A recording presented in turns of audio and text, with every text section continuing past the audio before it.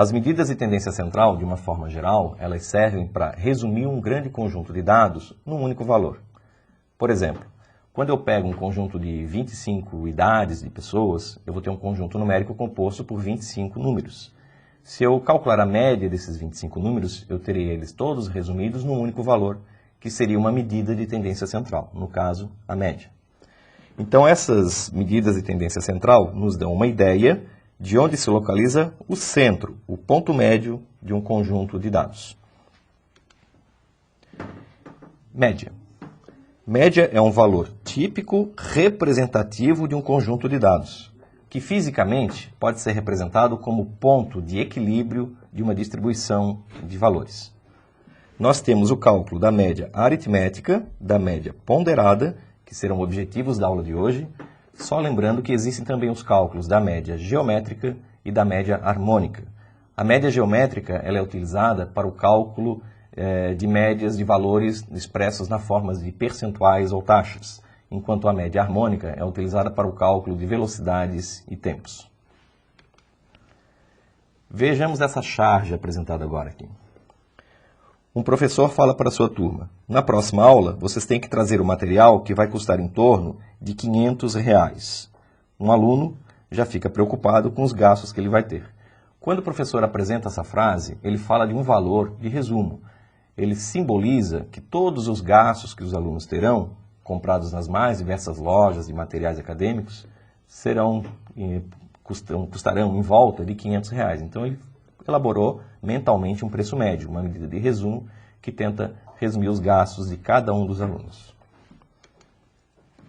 O cálculo da média aritmética simples pode ser obtido através desta equação, que na verdade é uma relação entre soma e contagem. X barra é o símbolo de média. Somatório de x é a soma de todos os valores do meu conjunto de dados. E o n minúsculo representa o tamanho de uma amostra, a quantidade de elementos que eu quero colocar no cálculo da média. Então vejamos exemplo aqui ao lado, um conjunto numérico composto por 8 números, que podem estar representando, por exemplo, a idade de 8 pessoas.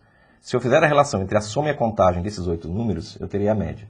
Então, aplicando a fórmula aqui embaixo, x barra, média, igual somatório de todos os valores apresentados, dividido por 8, porque eu tenho 8 valores. Terei como média o valor 18,75. A primeira coisa que a gente observa na hora de fazer um cálculo é a resposta.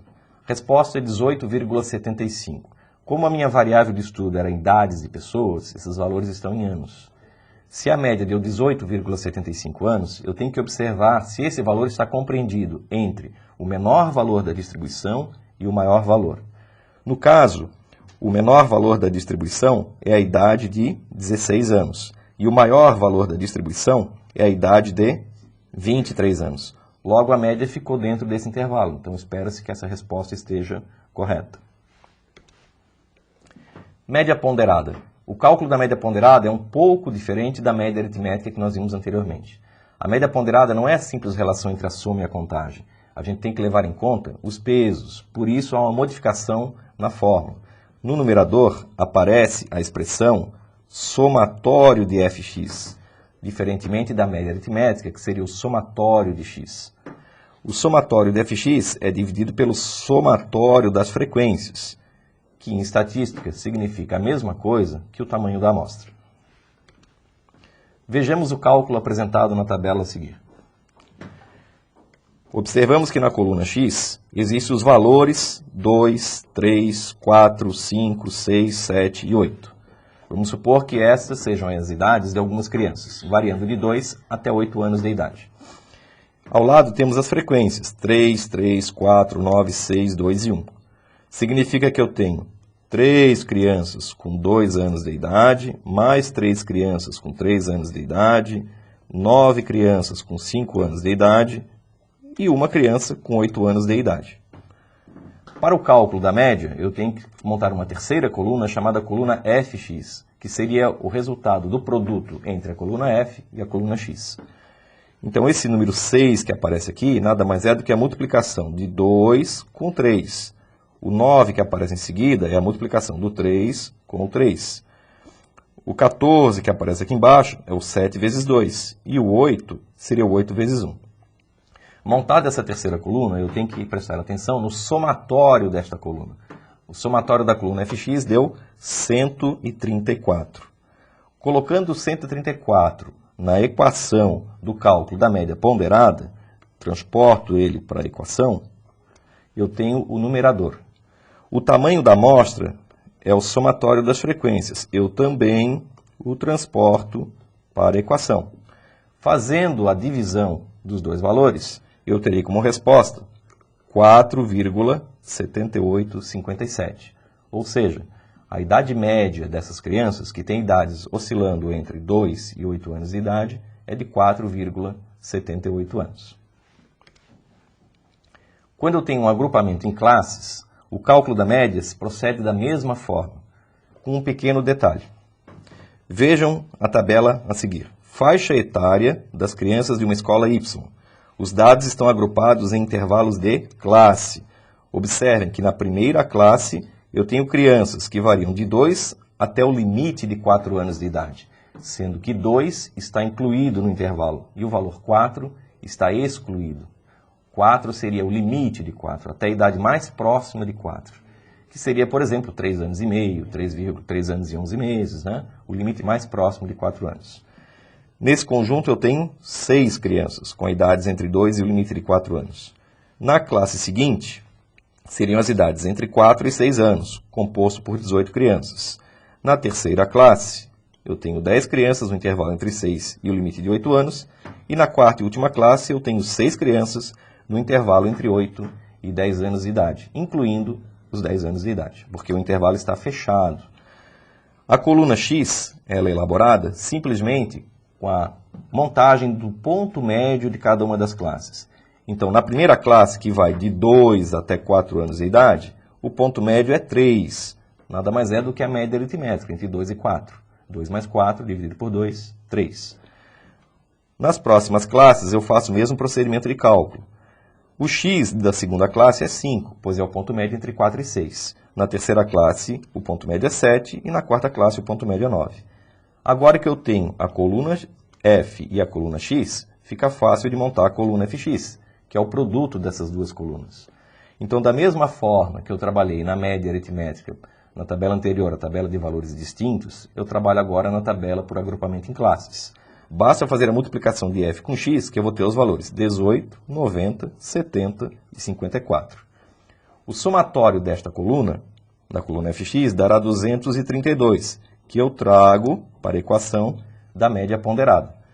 E o somatório das frequências, o 40, é o tamanho da amostra, o somatório das frequências, que eu também trago para a equação, que na hora de fazer a divisão, gera como resposta a média de 5,8.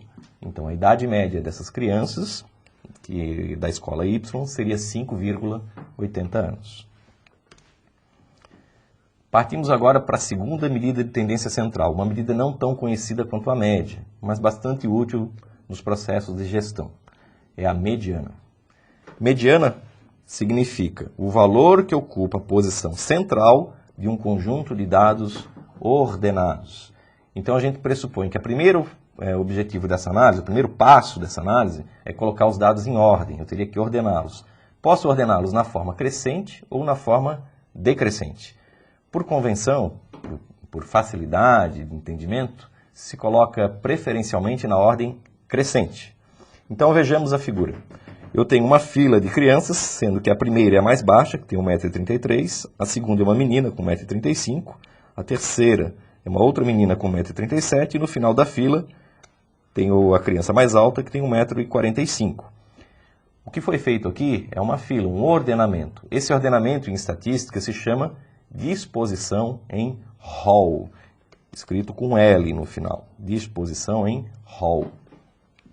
O indivíduo que ocupa o meio da fila é esse rapaz aqui, ó, que tem 1,38 m. Logo, este é o valor da mediana. Observe que existe uma pessoa no meio da fila porque eu tenho um número ímpar de pessoas na fila. Eu tenho 7 pessoas. 1, 2, 3, 4, 5, 6, 7. Então, a gente tem uma pessoa no meio da fila. Se eu tivesse um número par de pessoas na fila, como é que eu iria achar o meio dessa fila? Vejam essa outra figura. Eu eliminei o aluno mais baixo da fila e agora eu tenho 1, 2, 3, 4, 5, 6 crianças na fila. Para achar a posição da mediana, um número par de termos, como nesse caso, a amostra tem tamanho 6, eu tenho que calcular a média aritmética dos dois valores centrais, dos dois valores intermediários. Então eu teria que pegar o aluno que tem 1,38 m e o aluno que tem 1,40 m. Esses dois estão no meio da fila. Calculando a média aritmética desses dois, eu iria achar o valor da mediana, que seria igual a 1,39 m. Então, para o cálculo da mediana, existe um roteiro. O roteiro é o seguinte. Primeiro, fazer a disposição em rol. Segundo, calcular a posição da mediana. E terceiro, encontrar o valor. Para calcular a posição da mediana, existe uma fórmula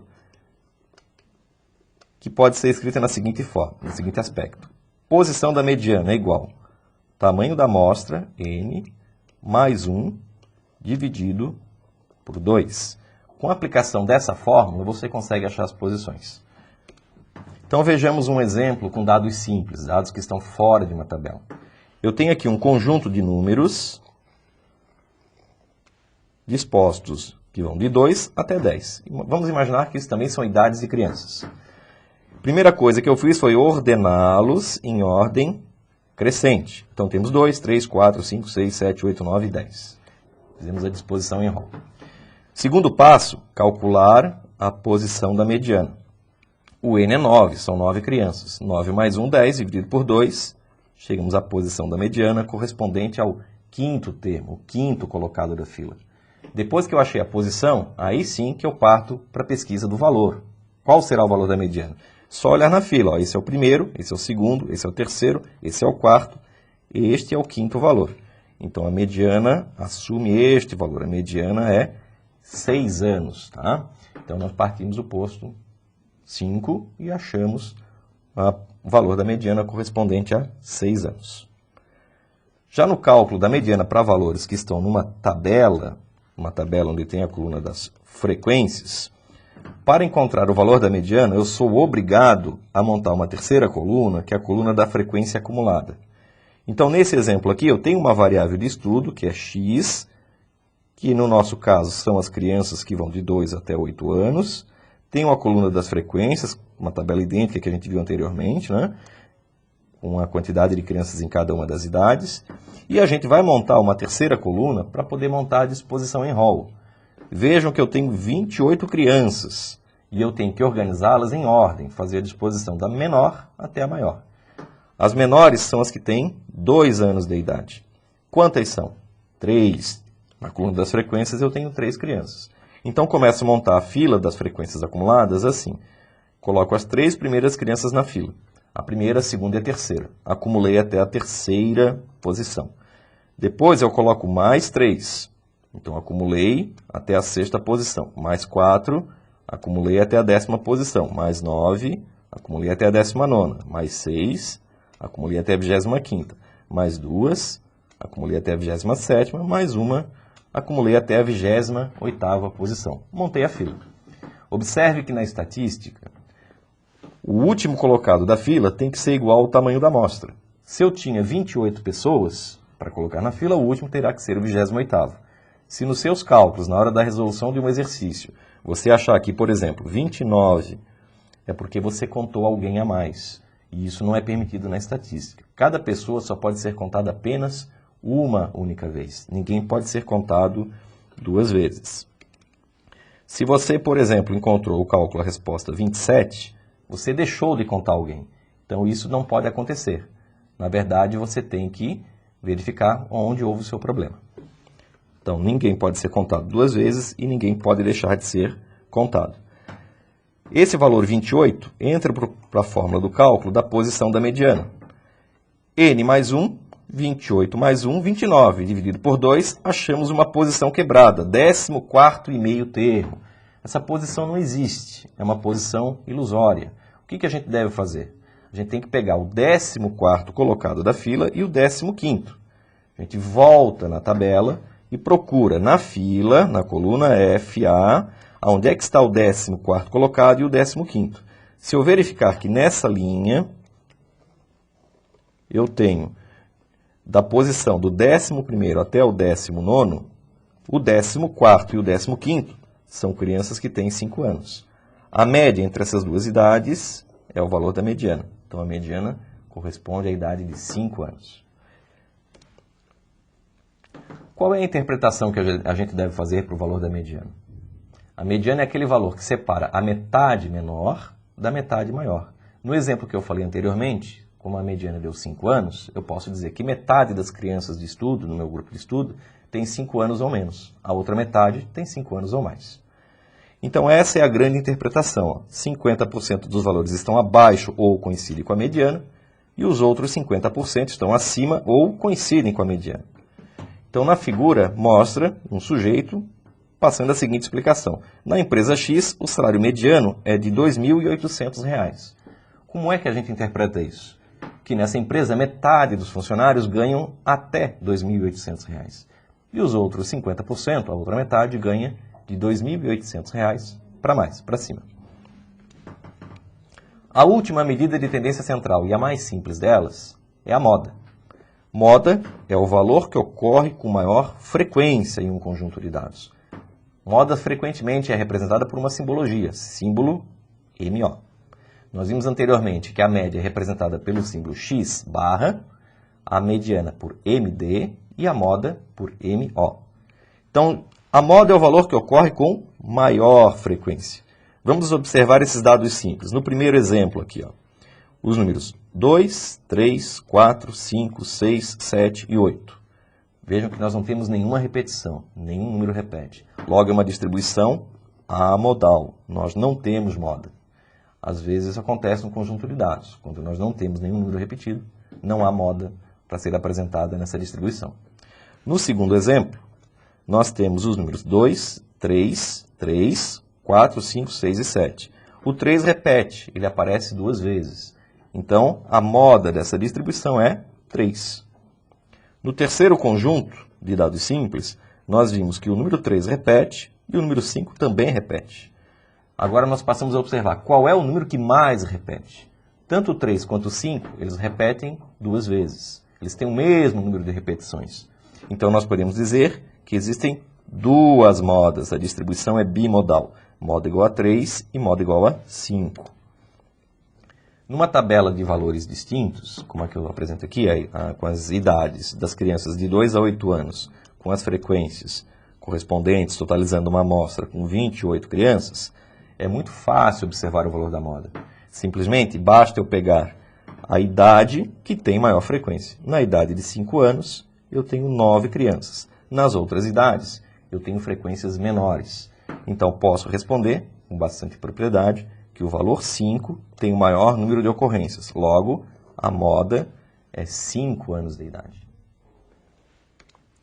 A moda pode ser utilizada também com dados não numéricos, como, por exemplo, os dados nominais. Sexo, cor dos olhos, a roupa que você está vestindo.